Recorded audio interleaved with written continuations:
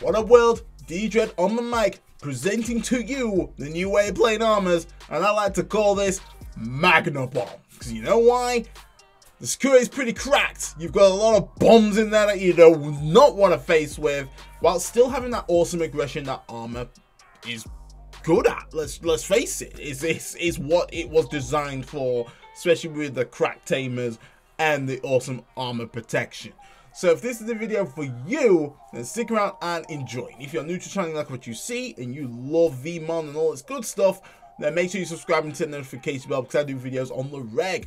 Also, I'd like to give a shout out to the Discord of the armor fanatics. I tell you, you know, we hanging in there. We are hanging in there. BT11 MAGNA BOMB better be the sauce. Let's just say it better be packing some awesome spice, because bandai, I ain't gonna lie, they're being slightly resistant in terms of revealing anything about MAGNA BOMB. So hopefully it's gonna be good when they do reveal it, otherwise I'm going to be disappointed. So regardless, let's go on into the deck profile. Starting off with the egg, it's Upa, best in slot, just because you want to be drawing cards. You want to be drawing cards, giving you a lot of options in order for you to execute those plays. One thing I'm good about Upamon, it's that it's conditional to the opponent and what they're doing. So if they're throwing out searches out, you can basically capitalize on that, because they're not going to have any Digivolution cards in the source. So that's when you can trigger draw one. And we do play rookies that have additional draws, so effectively you can net 2 cards off of a swing, which is very powerful in this deck. So Upamon, best in slot. Going to rookies, still best in slot for this one is going to be your jamming VMon. Honestly, still one of the strongest rookies that we've got in the game. Just throwing jamming on a free cost is just the nuts. So you want to be running this at 4 just because of like the mechanics of Davis and Ken. It means that you can really just get a cheeky swing in before you even go into an armor and get an additional swing in. So definitely at 4. Next one's going to be a BT8 VMon. This is going to be a 4 standard as well, because this is going to be your main searcher to kind of search out your armors as well as your Magnamon, because Magnamon X. Because Magnamon X isn't a free type, that's the issue. This is what you got to rely on, its color. And this is what this boy can do, because he can search out the top 4 cards and able to add 2 color cards amongst them to your hand. And it's got to have a blue color source in there as well. So very key thing here. Good thing as well is that it actually searches out options, because it doesn't just restrict itself to Digimon, which we do run a lot of blue-green cards that we can just grab at our pleasure, which is beautiful. It's exactly what you want, so you want to be running that at 4. Going on to your kind of the 2 ofs is going to be your EX3 VMon. This is great just because when you unsuspend, you gain the memory. Magmon unsuspends, gains the memory. We have Davis and Ken, which unsuspends you Digimon if they digivolve into a dual color card. Gain the memory, really good just for reducing that cost. So once again, very solid. Then we go into the VMon starter deck 8 version. This is going to be good for you to get those cheeky draws early game. The on-turn ability that he has, not even relevant in armors, unfortunately. But when attacking, and this is not once per turn, if you have 7 or fewer cards in your hand, trigger draw 1. So this combined with Upamon, you could be netting a lot of cards, which is going to be good for you to execute those further plays, because we are running cards that are outside of the VMon archetype, so enabling us to draw those cards efficiently is going to be key. So you do want to be running that free. Lastly, we do run the starter deck 9 VMon. This VMon is okay because you are able to reveal top 3, then add the card with 3 in its traits amongst them, which is good, but unfortunately this VMon does not get you your Magnamon X. So this is why the BT8 VMon is a little bit better in terms of you getting those cards. But it's alright to run this at 2, because we do have ways to effectively draw Magnamon X outside of this video. We've got Davis, and we've also got Blue Memory Boost, which effectively do a bit of a better job. So we do run that at 2. Going on to the rookies, we do run pretty much the armors at max now. So Flame Digimon with the absolute sexiest alt art, honestly, chef's kiss. This is still okay. It's not the best armor by any means, but you can actually stack that when attacking ability if you happen to have essentially 2 or more of Flame Digimons in hand and you've got the right setup in terms of your Tamers, because when attacking, this Digimon gains 3000 DP for the turn, so it does still linger even when his armor, essentially, he would have been deleted and you've armor purged and then evo into another armor Digimon, which is actually pretty strong. You could get Flame Digimon swinging for 11k with the right setup, if not higher. So very slept on card, but not the strongest armor, but good for that nice aggression. Then we do have our good Ligimon here, and I'm really waiting for an awesome alt art. I mean, this is okay, but you know, let's just remove the border and let's get that full art goodness. This is really good in terms of controlling the board, and also we can tag that up with our Giga Death, because when digivolving, you're able to spend one of your opponent's level 4 or lower Digimon, which is really good to disrupt boards, and especially if you tag it up with your Giga Death, you can evo and not essentially use Ligimon to swinging and delete it. Ligimon can still obviously swing into security, get those checks in, and then you can throw Giga Death down and suspend another card on the opponent's side, and then bot deck those cards, which is just very strong. Really good combo that you can utilize there. Obviously it comes with the armor purge standards, which is still pretty solid. Also, because it is the dual color of green and blue, it actually activates our options if we do not have our dual tamer card down, being Davison Ken. So once again, really good staple, very powerful in this deck. Lastly, of the armor trio, it's going to be your Magnamon. Very powerful card right here, because we are running quite a few armors in this build. We can utilize the when digivolving effect, which, you know, is able to unsuspend, and for every armor card, basically if it's in its traits, you do gain additional 2k DP to the end of your opponent's turn, which is once again strong. It has blocker, it has armor purge. Very powerful card right here. You can use them offensively and also defensively. So BT13, you got a lot of competition in terms of making a better Magnamon than this, because this right here is the chef's kiss. But I'm kind of hoping maybe we just get another cracked ability in terms of, like, I don't know, just all up to 2 to 3 cards can unsuspend or something like that when digivolving effect, which would be the nuts. Obviously we have a level requirement on that, because let's just say Jesmon GX be totally abusing that something rotten. So do run that at 4, definitely no less. And then lastly, we do own a nice little cheeky Lobomon for game. You know, we cannot not hybrid for game in this deck. Lobomon just does that, best in slot, great game ender. So going on to our level 5s, we only run 2, and it's going to be your Chimeramon Classic Glue, which Chimeramon in this particular deck can absolutely abuse the colors in order for him to essentially achieve his gaining 4000 DP if he's got more than 4 colors in the source, which is just really good, making him a 12k beat stick, which is nice. But when digivolving, depending on how many colors you got in your source, you're able to reduce the DP of up to 4, is it?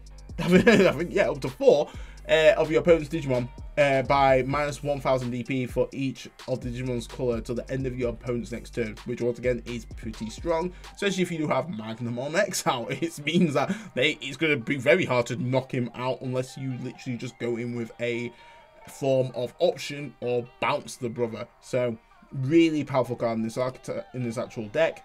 You do want to run that at 2. You can run him at 3 if you want, but he does stand outside of the armor line, so there is a chance that you may bot deck, especially off one of your searches. But like I say, we do use the starter deck 8 Vmon in order to essentially generate that kind of draw power, and hopefully we can at least draw into just 1. It only takes 1 to just get this guy popping. So going over to the level 6s, and we keep it short and sweet, it's going to be your main boss monster going to Magnamon X Antibody. This is just still a very cracked card, because if you digivolve on top of a level 5, it only costs a 3, which is pretty cheap given given his ability.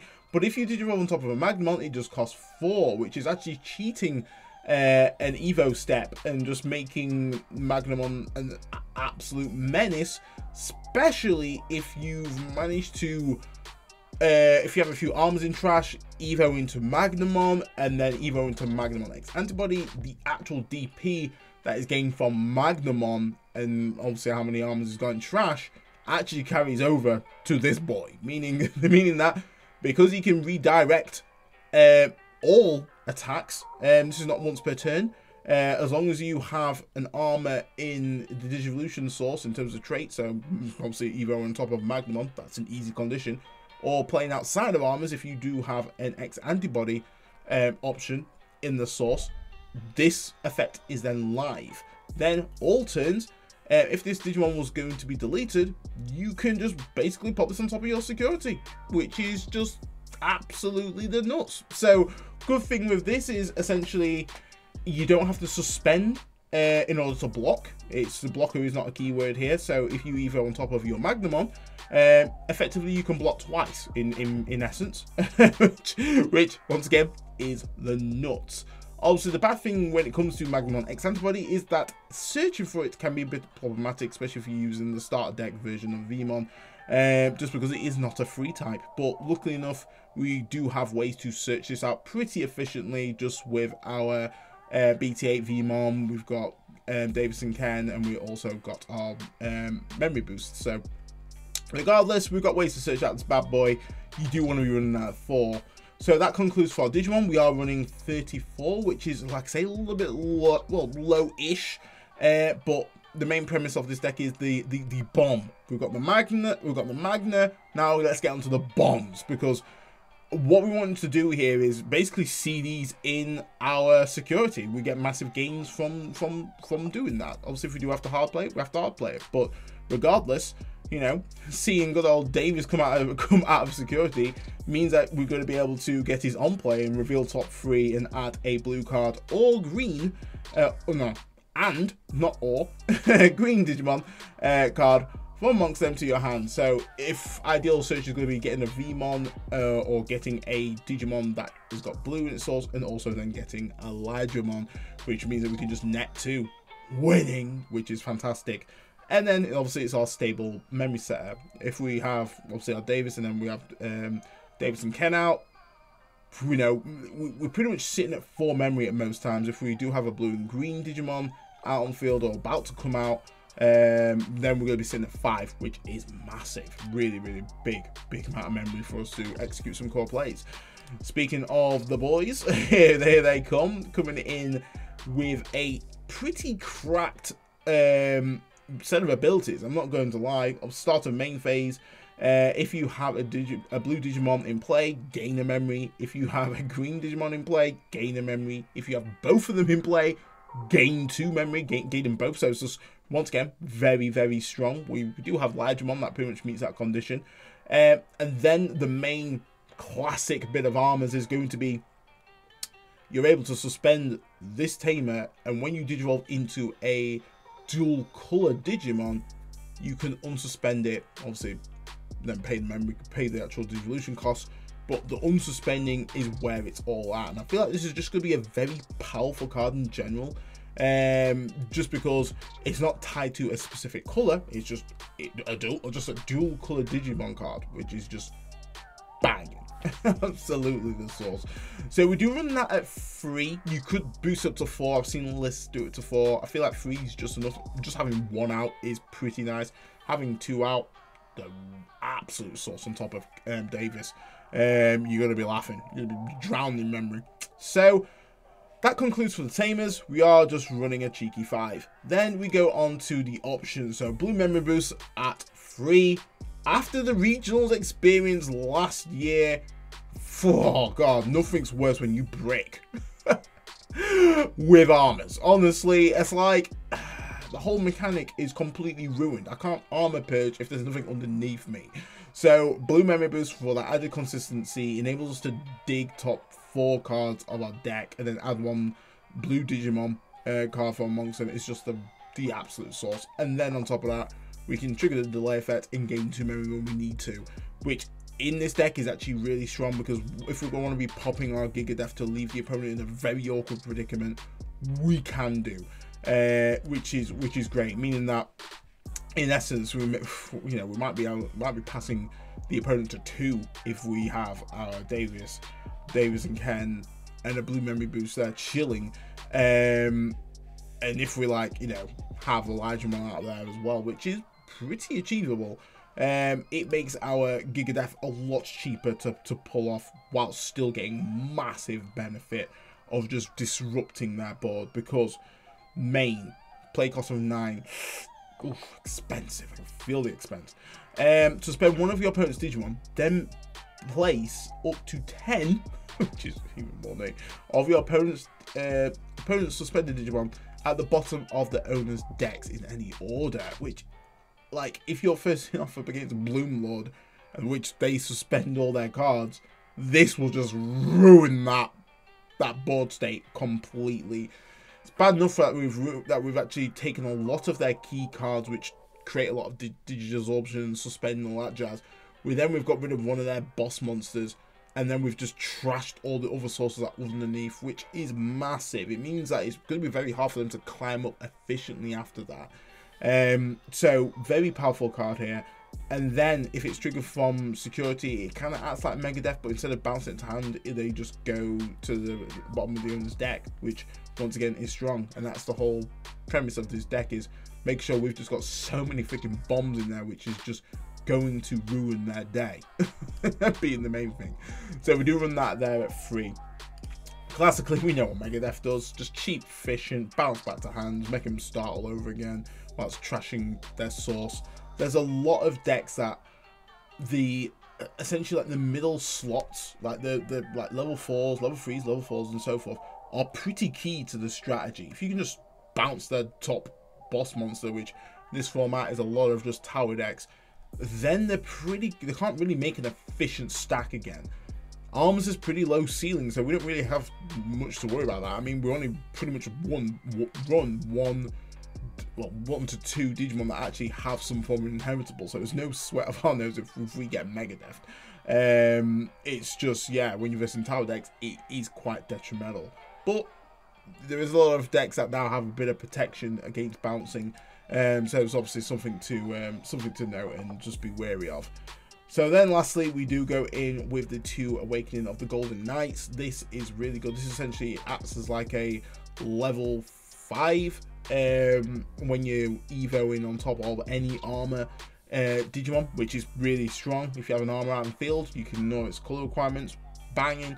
And then also, if you're kind of going into Magnamon X, you can actually reduce the cost in essence, because you don't pay the Digivolution cost, which is pretty strong. Obviously, if you're going into normal Magnamon, it's pretty much costing the same, so not really much worth on that point. But the thing that's really strong with this is that once used, you can't have your DP reduced till the end of your opponent's turn, which was one of its main weaknesses in Armors, is just DP reduction. Boom, you're just dead. It was so annoying. So yeah, this is really strong.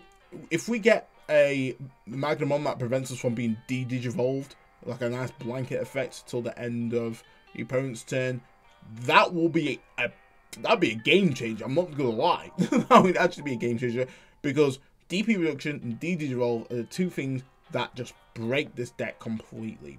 Death X just obliterates this deck completely, just because of because it does digivolve and then just deletes the all the rocky lines underneath due to its low ceiling. So BT13 Magnamon, if it came with that, I'd be fucking done. So then going on to our security effect. So once again, that recursion is really good, because you're able to return 1 card with Magnamon in its name from your trash to your hand, and then grab this card as well, which just enables you to essentially get your Magnamon X back, evo on top of an armor that you may have in your raising about to push out, or already on field, and just stall out the game a little bit more. One thing that's really good with this deck is that it's really good at stalling. It's like just stall it out, get your combo aligned, sort out your plays, and the opponent somewhat has to answer the board state right there. Answering Magna Bomb can be somewhat annoying. Even when I've been playtesting against Jesmon, like, in order for me to just go for that big swing or go for like, it prevents me from going to Jesmon GX, so I've just wasted like that big meaty swing, which then I could just get bottom decked with Giga Death. so Magna Bomb is a menace. Magna Bomb X is an absolute menace. And it's pretty timeless. It'll always be relevant. Obviously, we still have that issue of it, you know, being digivolved or being bounced. But if Magna Bomb or BT13 Magna Bomb has some form of protection from digivolve and bounce, it could get this deck back in the game somewhat. But guys, that is your boy done. Magna Bomb coming at you. Hopefully it could work in BT11. I feel like it's still be a bit of a struggle, but it can definitely ruin a lot of people's days, I'm not gonna lie. But let me know in the comments what you think. And guys, stay safe, stay fly, and I'll catch you next one. DigiDread off the mic.